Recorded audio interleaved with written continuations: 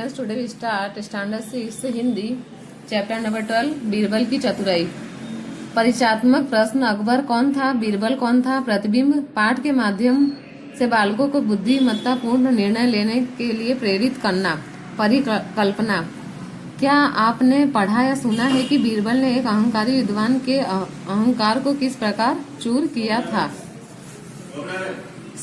सम्राट अकबर का शासनकाल था। उन्हीं दिनों एक विद्वान व्यक्ति उनके दरबार में आया। वह स्वयं को अनेक भाषाओं में पारंगत बताता था। वह सम्राट से फारसी में धारा प्रवाह बात कर लेता था। अकबर ने उसका बहुत सम्मान किया और उसे बहुमूल्य उपहारों की भेंट दी। विद्वान का नाम था प्रियदत्त।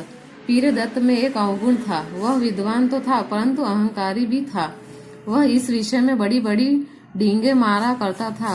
उसका कहना था कि विश्व का कोई भी आदमी हो वह उससे उसी की भाषा में बात कर सकता है। वह सम्राट के दरबार में अन्य विद्वानों को आमंत्रित करता और उन्हें उनकी मातृभाषा में किसी भी प्रश्न का उत्तर दे देता।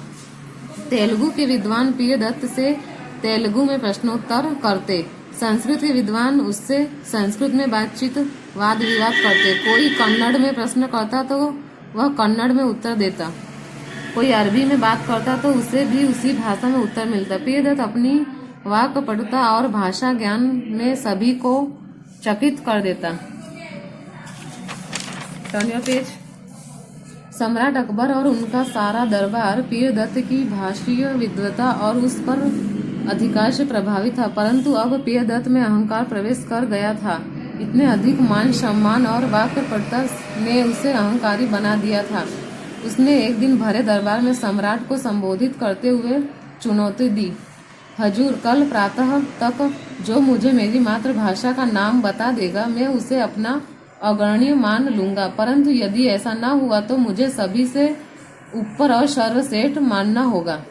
सम्राट ने प्रियदत्त की चुनौती स्वीकार कर ली। सम्राट ने उससे कहा, आज रात्रि आप हमारे सम्मानीय अतिथि हैं।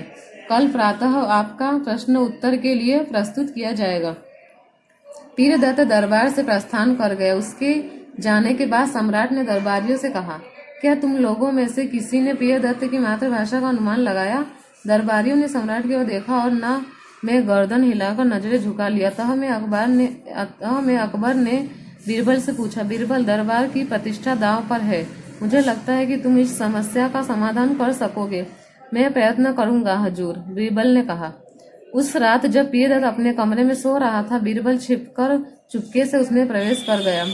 उनके हाथ में एक बारीक लंबा तिनका था। वे प्रियदत्त के सिरहाने बैठ गए और तिनके से उसके कान को स्पर्श करने लगे। बार बार ऐसा होने से प्रियदत्त की नींद टूट गई और वह इधर उधर देखने लगा। किसी को वहां न पाकर वह आंखें बंद करके जैसे ही लेटा, बीरबल ने पुनः ऐसा ही किया। बीरबल कभी इस कान में व कभी उस कान पर तिनका लगाते रहे। प्रियदत्त बहुत परेशान हो गया था। वह बार बार कह उठता, कौन है? किसने परेशान कर रखा है? परंतु वहां किसी की उपस्थिति को उसे खबर न थी। वह बड़बड़ाते हुए जो शब्द बोलता वे तेलुगु भाषा के थे। अपने प्रश्न के उत्तर में संतुष्ट होकर बीरबल वापस चले गए। अगले दिन प्रियदत्त को सम्राट के समक्ष दरबार में बुलाया गया। बीरबल पूर्व की भांति सम्राट के समीप आसन पर बैठे। सभी दरबारी बेचैनी से बीरबल के बोलने की प्रतीक्षा कर रहे थे। प्रियदत्त दरबार में उपस्थित हुआ। सम्राट ने आदर पूर्वक उसे बैठने के लिए कहा।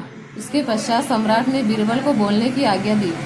बीरबल प्रियदत्त से विभिन्न भाषाओं में बोलते हुए अंत में बोले, महानुभाव, आपकी मातृभाषा तेलुगु है। प्रियदत्त ने धीरे से हाँ में अपनी गर्दन हिलाई। वास्तव में यही सत्य था। बीरबल ने प्रियदत्त को एक और सबक सिखाया। जब वे उनके भाषाओं में प्रियदत्त से बोले कि अकेले प्रियदत्त ही इतनी भाषाओं के जानकार नहीं अपितु कोई और अर्थात बीरबल भी है।